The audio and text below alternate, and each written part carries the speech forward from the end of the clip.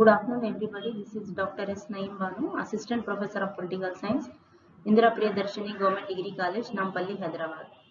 Today I am going to discuss about one of the important aspect of, in fact, the basis of international relations are Indian foreign policy. So today I am going to cover the objectives of Indian foreign policy and the principles of Indian foreign policy.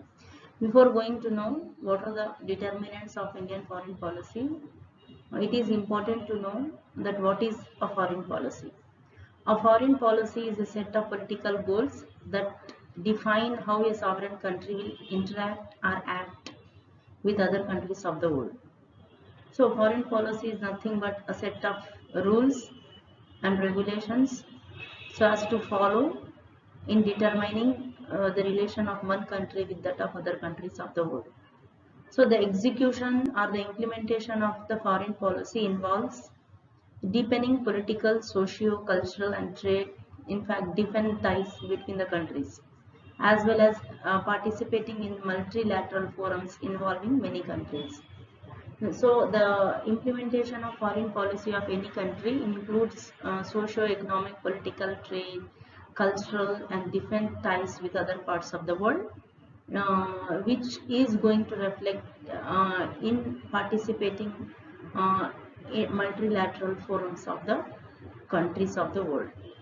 Coming to know Indian foreign policy, like that of other countries' foreign policy is concerned.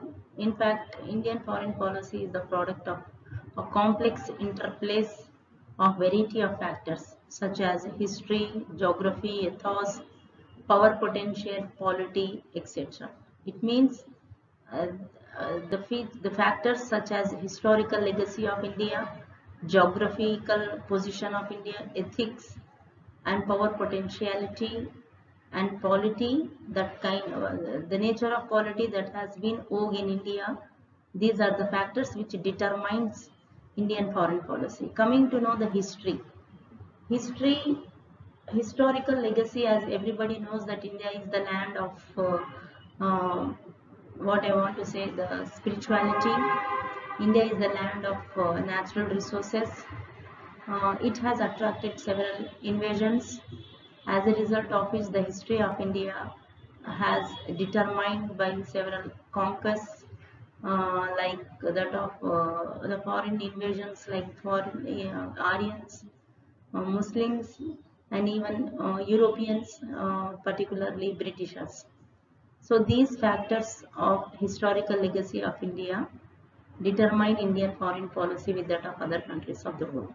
I want to give an example here, as India was the victim of what I want to say, colonialism and imperialism, and that is the reason why it has made as important part of its foreign policy that it definitely goes against any kind of imperialism or colonialism in any part of the world in general and in Asia in particular, as India is a major country of Asia. Geographical location of India also played an important role in determining the foreign policy of the country. Geographical location, which make India more, what I want to say, advanced, as because of the topography of India on the north, glaciers, waters, waterways, rivers. In the south, with what I want to say, the oceans, heart of ocean. West, definitely Indian geographical location was covered with desert area, east hilly areas. So what I am trying to say, in this way the geography of a country also played an important role in determining its relation to that of other countries of the world.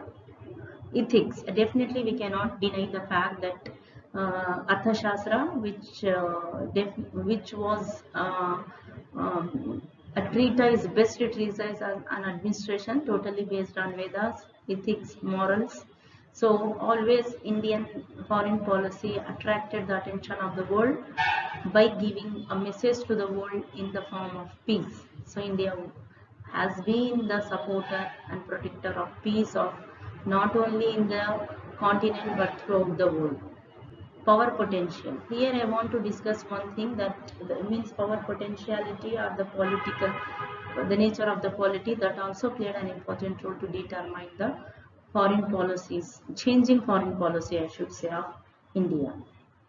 One thing, that when India got independence, uh, Jawaharlal Nehru, then in fact, the first Prime Minister of India, got an opportunity to design Indian foreign policy. Why? Because at that time there was no separate Ministry of External Affairs.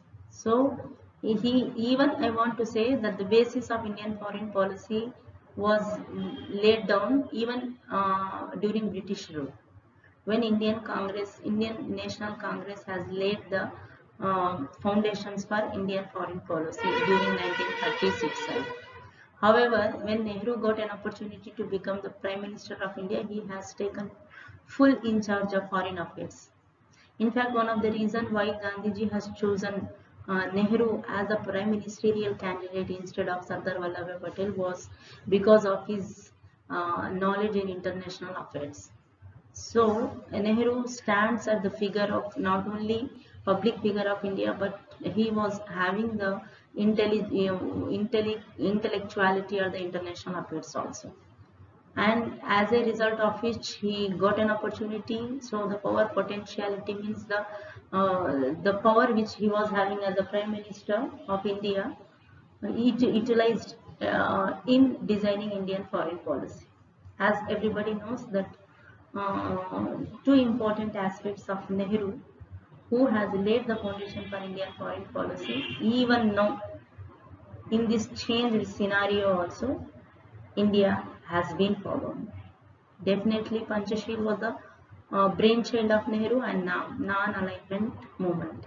These two play an important role in Indian foreign policy, affecting not only Indian foreign policy but also affecting the foreign policies of the world nations in general and Asian and African nations in particular. So in this way, not only historical conditions, geography, ethos, but also power politics played an important role in determining Indian foreign policy. So, coming to know the principles, before going to know one thing I want to say, that India has adopted and pursued certain principles of foreign policy so as to realize the objectives that has been laid down in Indian Constitution. So, what I am trying to say, that Indian Constitution itself has proclaimed certain objectives of Indian foreign policy under Article 51, 4th, Chapter 4th of Directive Principles of State Policy in Indian Constitution, which says that the promotion of international peace and security, that is one of the important objective of Indian foreign policy. Then friendly relations with other countries of the world, and respect to the international law and international organizations like UNO. So in this, and finally, peaceful settlement of international disputes. So these are the four important objectives that has been laid down in Indian Constitution of Directive Principles of State Policy. So these are the objectives. The principles of Indian foreign policy and its objectives are closely, I want to say, closely interlinked with each other. These principles have stood the test of time and are, what I want to say, has faced a lot of toughest situations in the international law and as well as in whenever Indian foreign policy is in practice. So before to know the principles or features of Indian foreign policy, it is important to know the broad objectives of Indian foreign policy, which are added in addition to the objectives that has been laid down in what I want to say, Constitution of India. Definitely nation interest. Nation interest has been governing principle of not only Indian foreign policy but also to that of every country's foreign policy. So national interest is one of the important objective of Indian foreign policy, and in fact this principle has even what I want to say that governing principle, it has become the governing principle of every foreign policy, particularly Indian foreign policy at the time of Nehru to that of since Nehru, I want to say to that of Modi government of uh, recent scenario. So, in fact, it was Nehru who was inspired by the ideal of world peace, toleration, and mutual respect among the nations. And these are the basis where he has, what I want to say, got success in designing Indian foreign policy.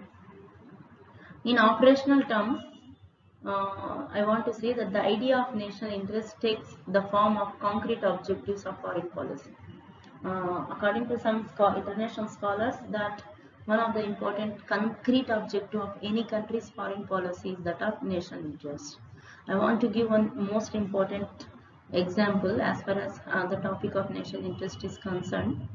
Recently, the government of India has um, abolished two things it has done. One, abolition of Article 370 and 35A of Indian Constitution at one side.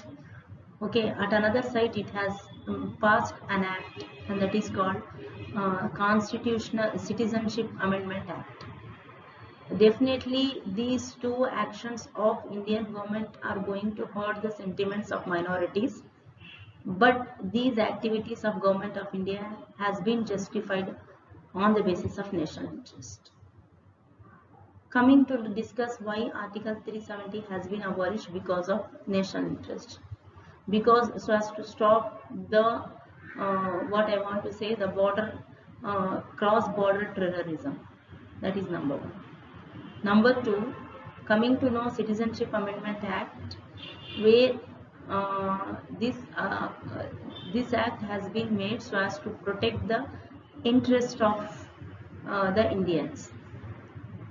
Because of why more, it has created a kind of what I want to say, the uneasiness or uncomfortableness on the part of the Muslim minorities particularly.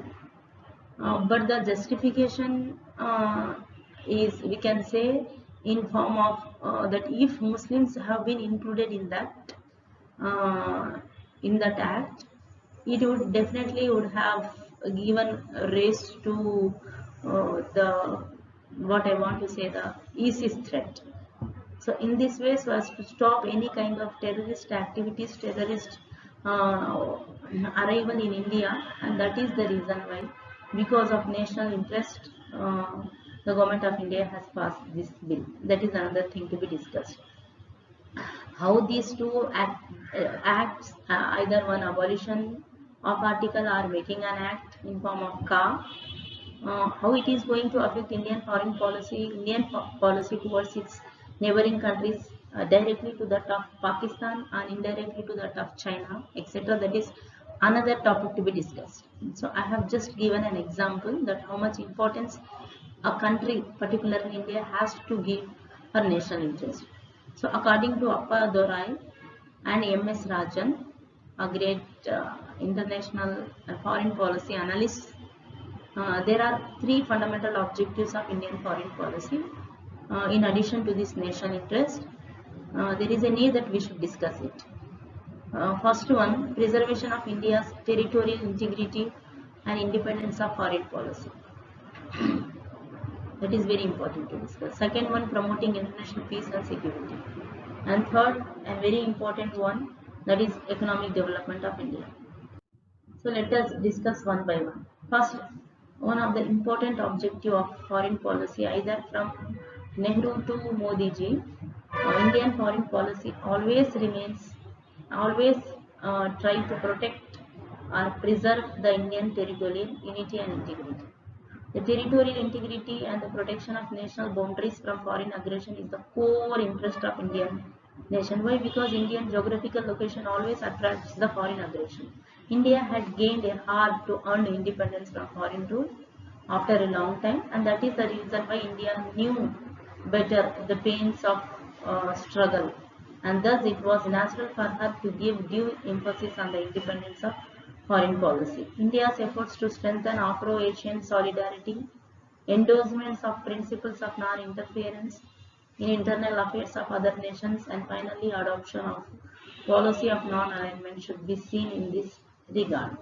So in this way, for Indian foreign policy always try to protect India's territorial integrity. Coming to know another important objective of Indian foreign policy is promoting international peace and security. This is definitely one of the important objective which Indian foreign policy makers, particularly Nehru to Modi ji, okay, adopted so as to protect peace and security. India, as a newly independent and developing country, rightly realized that international peace and development are correlated. So her Indian emphasis on disarmament and policy of keeping away from the military alliances is intended to promote global peace.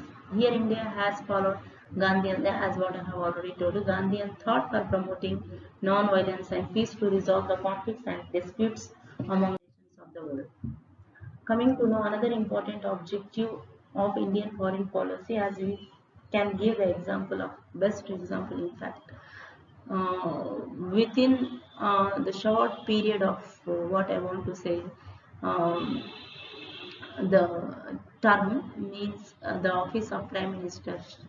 The Modi has visited so many countries of the world. Within 14 months of his Prime Ministership, he has visited nearly 44 nations of the world and become the first Prime Minister of India who has visited too many countries. Why he has visited? The answer definitely for making development of economy.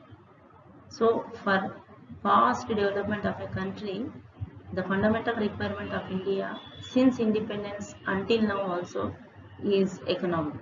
It was also required to strengthen the democracy and freedom in the country in order to gain financial resources and technology from both blocs and to concentrate her energy on development. India opted away from the power bloc politics, which was the defining feature of Cold War international politics.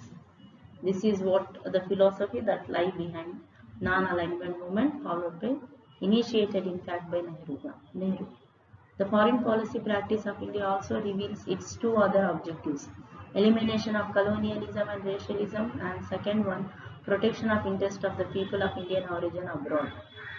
An official statement of Ministry of Affairs in 2000 notes that the Indian foreign policy seeks to safeguard her enlightened self-interest. Its primary objective is to safeguard and promote and maintain peaceful and stable external environment in which the domestic task of inclusive economic development and poverty alleviation can progress rapidly.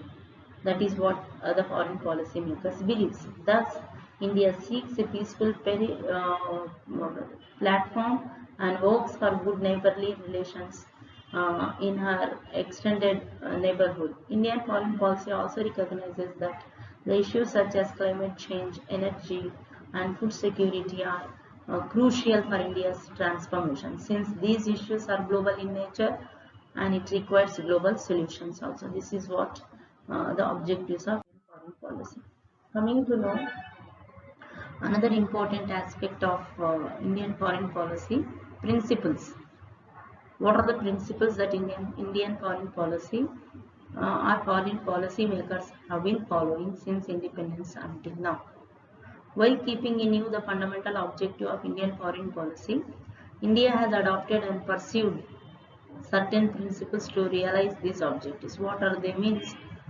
Definitely Panchasheel, policy of non-alignment, in fact continued relevance of non-alignment also, policy of resisting colonialism, imperialism and racialism, peaceful settlement of international relations, support to UNO international law, and a just and equal order. Now let us discuss one by one. Panchasheel. Panchasheel is one of the important, what I want to say, principle which determines, has always been following by Indian policymakers. So Indian policymakers understood the linkage between peace and development and the survival of mankind. In view of the destruction caused by the two world wars, the policymakers realized the fact that for the progress of a nation, a durable world peace was necessary. Without global peace, social and economic development is not at all possible. This is what they have already pursued. Thus, the founder of Indian foreign policy, Jawaharlal Nehru, gave utmost importance to the world peace in his policy planning. For him, in fact, India desired peaceful and friendly relations with all the countries of the world, particularly with big power, superpowers and the neighboring nations. While signing a peace agreement with China, he advocated uh, five guiding principles known as Panchashil. Panch means five, Shil means principles, which he signed on 28th April 1954. And since then, it has become the guiding principles of Indian foreign policy. In fact, not only in bilateral relations but also multilateral relations of the world. What are these principles? Let us discuss. Mutual respect for each other's territorial integrity and sovereignty. This is one of the important principles which India has been following. Mutual respect for each other's territorial integrity and sovereignty. It means one nation should not hurt the territorial integrity and sovereignty of other countries of the world. They should respect with each other. Non-aggression at each other. So no nation should aggressive to the other nations of the world. Non-interference in each other's internal affairs. So in internal affairs, nobody can interfere. For example, if India is having the problem with Pakistan regarding Kashmir issue, the other third country like either America or Russia should not say anything about it. This is our internal affair. Equality and mutual benefit. The relations always be based on equality and give mutual benefit to each other countries. And last but not the least, which is very important, peaceful coexistence. And India is the best example for this. The example is as what Kashmir issue. Since the inception, the beginning of this issue in 1947 until now also, India has been saying that this problem should be solved amicably. It doesn't mean that India is not what I want to say scaring so as to fight against Pakistan, and that much of guts India is already having, but it wants to, what I want to say, solve this problem amicably. This is what India has been other to the five principles that has been laid by Nehru in 1954 by so many governments of India. So these principles of Panchashil latter means when in 1954 when it has been propounded by Nehru, later in 1955 these principles have been incorporated in Bandung Conference which has been signed in Afro-Asian Conference in Indonesia. So they are the four principles of non-alignment and still guide the conduct of Indian foreign policy. Policy of non-alignment. This is another important principle or feature of Indian foreign policy. Non-alignment. Non-alignment doesn't mean that uh, uh, India has been following the policy of neutrality. Non-alignment doesn't mean neutrality. Non-alignment means independence foreign policy. So here the very meaning of non-aligned means we are not going to align ourselves either this group and that group, means either to communist bloc or to that of capitalist bloc. Why? Because if we are going to ally ourselves either of these two blocks, it means that we are going to lose our independence in making foreign policy, and that is the reason why it also doesn't mean that we are going to have enmity with the greater powers, means superpowers. So non-alignment is the most important foreign policy. Its core element is to maintain India's independence in foreign affairs. So it means not to joining any military alliance either formed by USA or by Soviet Russia, which emerged as important aspects of Cold War politics after the Second World War. So non-alignment should not be confused with neutrality, as I have already told you, or non-involvement in international affairs or isolations. It was positive or dynamic concept. It postulates taking an independent stand on international issues according to the merits of each case, but at the same time not committing to coming under the influence of any military bloc. Thus, keeping away from the military alliances and superpower blocs was necessary condition for independence of foreign policy. India's policy of non-alignment got many supporters in the developing countries of Asia, Africa and Latin American countries, and it provided the opportunity for them also to protect their foreign policy independence at the midst of Cold War pressures and tensions. So in this way, India, through Nehru, played a lead role in popularizing or consolidating non-alignment movement. So Nehru, along with Tito, Yugoslavian president, and Abdul Nasser, Egyptian president, laid the foundation for non-alignment movement in 1980s. So India, under the leadership of Nehru, convened Asian Relations Conference in New Delhi in 1947 to force the idea of Asian solidarity. Another Asian Relations Conference was convened by India again in 1949 on the question of independence of Indonesia, as India stood firm against the colonial rule in other countries.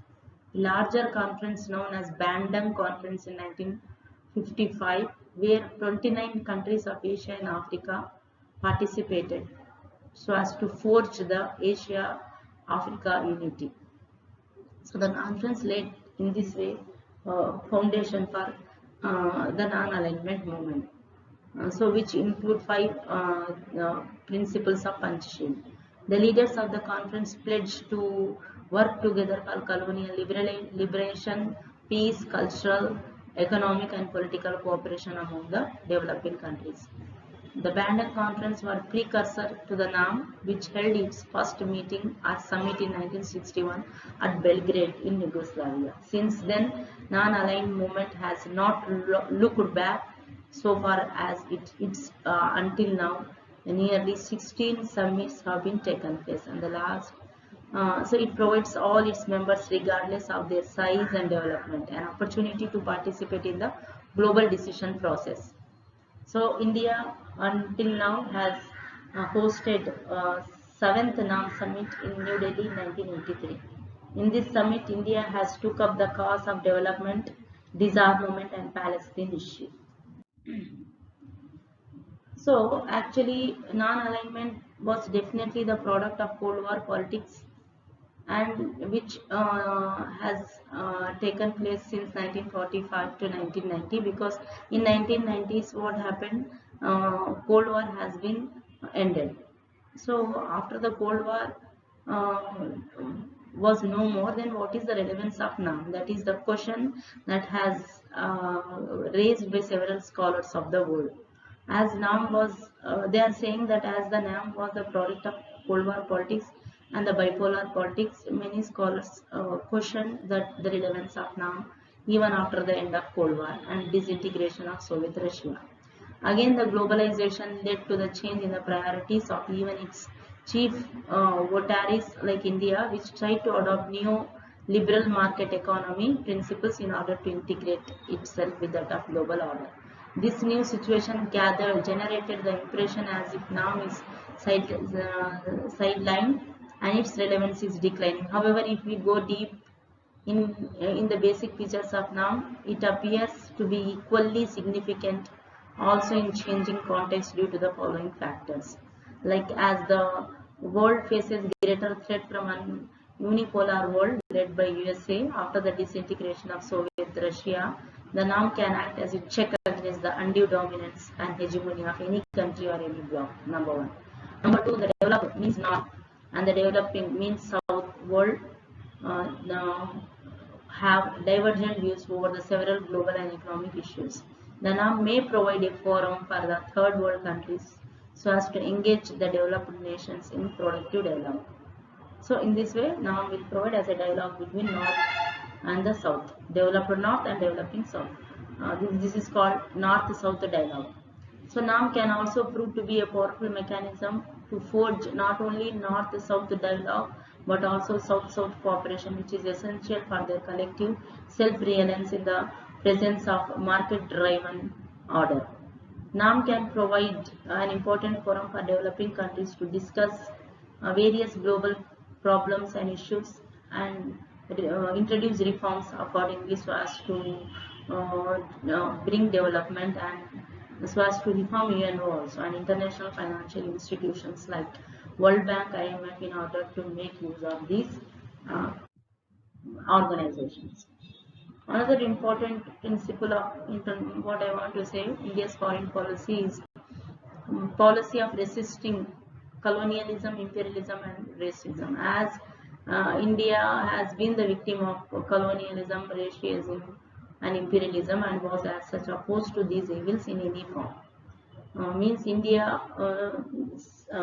has always been stood as the protector of the independence of the countries of Asia and Africa. In this regard, India's help to Indonesia, India's help in liberating what I want to say, South Africa from the clutches of British domination were notable.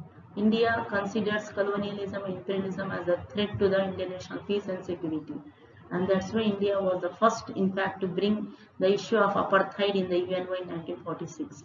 India raised her voice for the independence of Indonesia and organized Asian Relations Conference for this purpose. Due to the consistent efforts made by India through NAM and other international forums, 14 African countries were liberated from the yoke of colonialism during 1960s.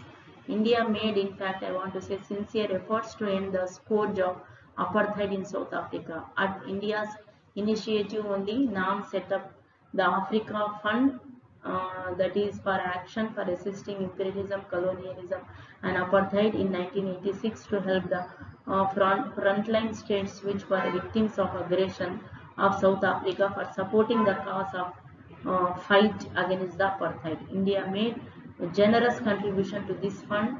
The end of racialism in South Africa in 1990s was a great success for Indian foreign policy. So in this way, as the victim, as we know that better knows the pains, and that's why it always stands so as to protect the nations from the rule of colonialism, imperialism, and racism. Another important principle of Indian foreign policy is peaceful settlement of international disputes. This is one of the objective that has been laid in Indian Constitution under Chapter 4, Directive Principles of State Policy. One of the core element of Indian foreign policy, in fact, I can say, is its faith in political solution and peaceful settlements of the international disputes. This principle has been included in the Constitution itself, as well as in the Charter of UNO also. India has played a leading role in the resolution of Korean conflict and supported negotiated settlement of Palestine issue, Kashmir problem, border problems with neighboring countries and other such disputes and problems. At present, India is in favor of resolution of peaceful settlements of Iranian nuclear issue, problem of democratic upsurge in Middle East countries, and so on and so forth. Might be we are having one doubt that if India has been supporting the peace in the international or peaceful solution to international disputes, then why it has conducted recently the surgical strike 1 or 2 means.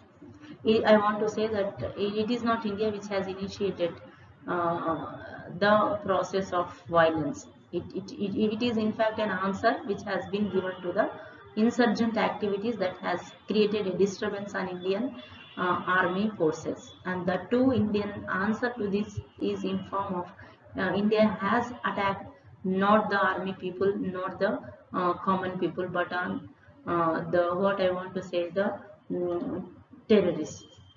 So in this way, this principle has been continued as become the cornerstone of Indian foreign policy. Another important principle of Indian foreign policy is India always been supported or supporting, I should say, United Nations of organization at one side and international law and just and equal world order. India has a deep respect for international law, our principles of sovereign equality of nations and non-interference in internal affairs of other nations of the world. as propounded by UNO. India has supported the cause of disarmament pursued by UNO. In 1988, India proposed a very ambitious program of nuclear disarmament before the UNO. Though this proposal was not accepted by other members of UNO, India stands committed to the cause of universal disarmament even today. I want to give one best example of that India has one of the important principle of Indian foreign policy, that definitely India has developed nuclear technology, but our principle is that second use, not first use. Whenever it means that whenever a war that has been taken place between India and other countries of the world, definitely it is not India which is going to use its nuclear technology first.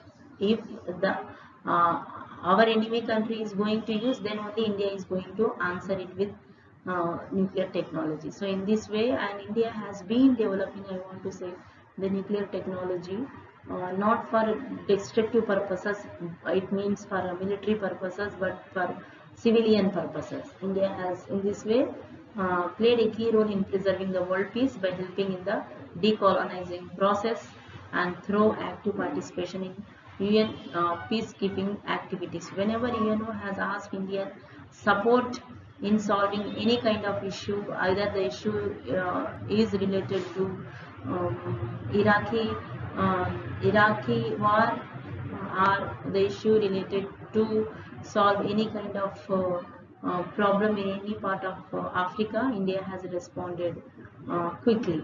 So in this way, what I am trying to say, that in order to make the composition of Security Council more realistic and democratic, India has proposed and supported the reforms of Security Council and other UN agencies. India is one of the, what I want to say, claimants of permanent members of the Security Council.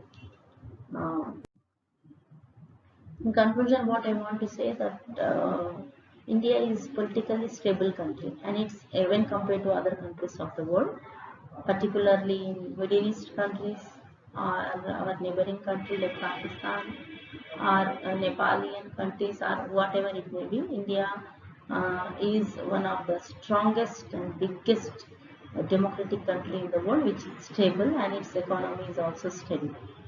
India is building up its military muscles slowly but steadily, and that too because of having the threat from its neighboring country at one side, from what I want to say, Pakistan, on the issue of Kashmir, at another side from China on the issue of northeastern border states, border disputes.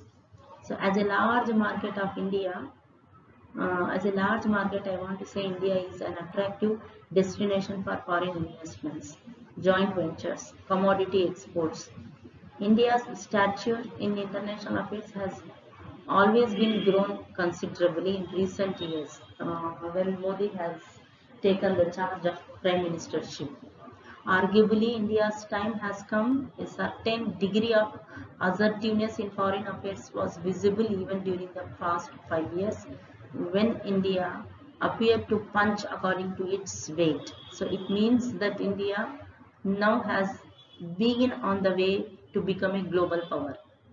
Definitely, India is having the worth of either economic development, or from the point of view of technological development, or from the point of view of protection of peace, promoter of peace, that too at international level, okay, as far as the population is concerned. So in this way, India is having the worth to become global power, and that is the reason why India has been uh, playing an important role in promoting international peace.